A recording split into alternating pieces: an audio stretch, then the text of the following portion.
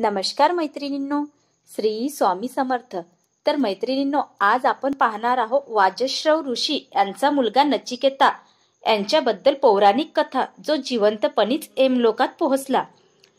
संध्याकाळची वेळ होती। पक्षी आपापल्या घरट्याकडे परतत होते, पण थकवा किंवा पश्चाताप न करता तो वाढतच होता। त्याला त्यांच्या गतव्यस्थानी पोहोचायचे होते, हा त्यांच्या वडिलांचा आदेश होता। त्यांचे लक्ष यमपुरी होते, तीच यमपुरी जिथे यमराज राहत होते। त्यांना यमराजाला भेटायचे होते, हा त्यांच्या वडिलांचा आदेश होता।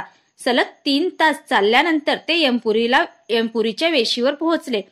तेथे 2 यमदूत पहारा देत होते। त्या मुलाला पाहून त्यांना आश्चर्य वाटले। मृत्यूच्या तोंडावर आलेलं हे मूल कोण? दोघेही विचार करू लागले। त्या यमदूतापैकी एकाने त्याला गरजत आवाजात विचारले, बाळा, तू कोण आहेस आणि इथे काय करायला आला आहेस?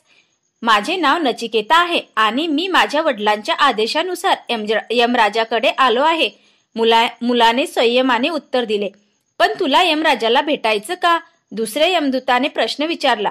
कारण माझ्या वडिलांनी त्यांना माझे दान दिले आहे। नचिकेताचे बोलणे ऐकून दोन्ही यमदूत आश्चर्यचकित झाले। किती विचित्र मुलगा आहे तो मृत्यूला घाबरत नाही, यमराजांना भेटायला आला। त्यांनी त्याला घाबरवण्याचा प्रयत्न केला, पण नचिकेताने त्यांच्या निर्णयापुढे सुईचे टोकही हलवले नाही। तो यमराजाला भेटण्याची इच्छा व्यक्त करत राहिला। यावर एक यमदूत म्हणाला, तो सध्या यमपुरीत नाहीत, 3 दिवसांनी परत येईल, मगच ये। काही हरकत नाही, मी 3 दिवस इथेच थांबते, नचिकेताने उत्तर दिले आणि दरवाजाजवळ बसला। अचानक त्यांच्या डोळ्यासमोर घडलेली प्रत्येक घटना चित्रासारखी फिरू लागली। नचिकेताचे वडील ऋषी वज्रश्रवा यांनी मोठा यज्ञ आयोजित केला होता।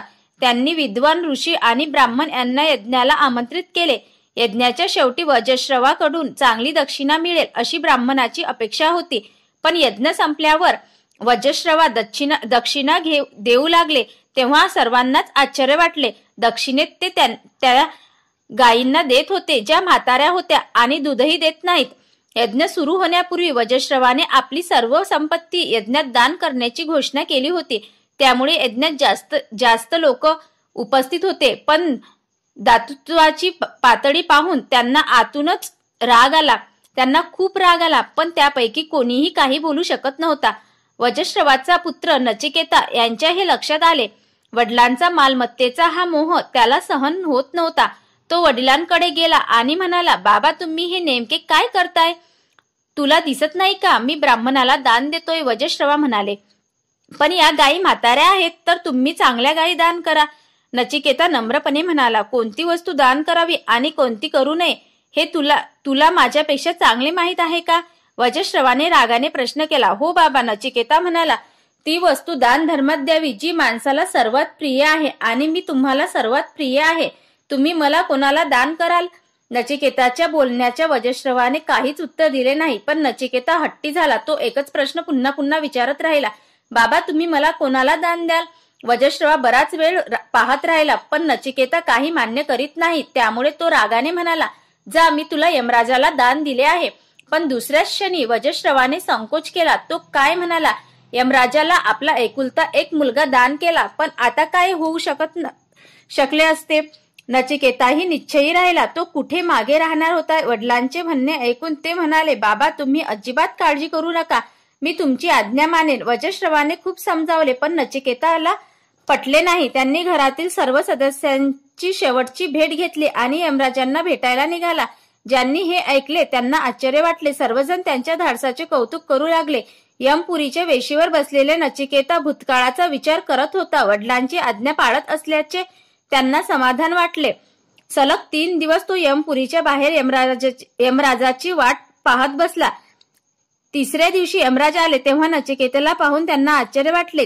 जेव्हा त्यांना त्यांच्याबद्दल समजले तेव्हा त्यांनाही आश्चर्य वाटले। शेवटी त्यांनी नचिकेतांना त्यांच्या खोलीत बोलावले।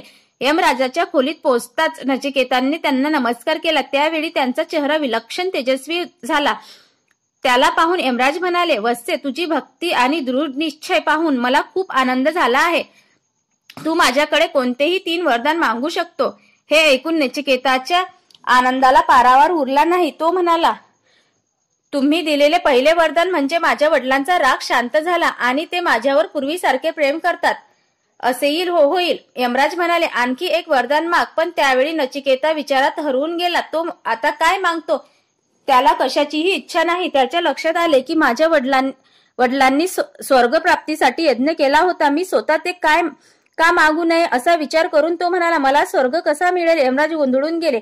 पण वचन दिले होते म्हणून त्याने तेही सांगितले आणि तिसरे आणि शेवटचे वरदान मागायला सांगितले.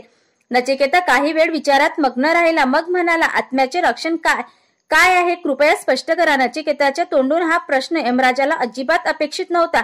त्याने त्याला दुसरे वरदान मागायला सांगितले आणि म्हणाले, हा विषय इतका खोल आहे की प्रत्येकाला समजू शकत नाही. पण नचिकेता आपल्या मुद्द्यावर ठाम राहिला आणि निर्णायक स्वरात म्हणाला, तुम्हाला काही द्यायचेच असेल तर माझ्या या प्रश्नाचे उत्तर द्या, नाहीतर सोडून द्या, कारण मला दुसरे काही नको. यमराज त्याला आशीर्वाद देत म्हणाले, वत्से, हे असे रहस्य आहे की मलाही माहित नाही. पण जर तू ज्ञान मिळवले आणि विद्याचा अभ्यास केला तर तुला फक्त या प्रश्नाचीच नाही तर जगातील सर्व प्रश्नाची उत्तरे मिळू शकतात. कारण विद्या हा असा खजिना आहे ज्याची बरोबरी जगातील इतर कोणत्याही गोष्टीने होऊ शकत नाही. त्यानंतर यमराजांनी नचिकेतेला आशीर्वाद देऊन वडिलांकडे पाठवले. तेथून परतल्यानंतर नचिकेताने अभ्यासाला सुरुवात केली, कारण त्याला जीवनाचा योग्य मार्ग सापडला होता. त्याच मार्गाचा अवलंब करून ते मोठे विद्वान झाले आणि त्यांचे नाव संपूर्ण जगात अजरामर झाले. तर मैत्रिणींनो, कहाणी कशी वाटली मला नक्की सांगा आणि माझ्या चॅनलवर नवीन असाल तर चॅनलला सबस्क्राईब करा, लाईक करा. धन्यवाद.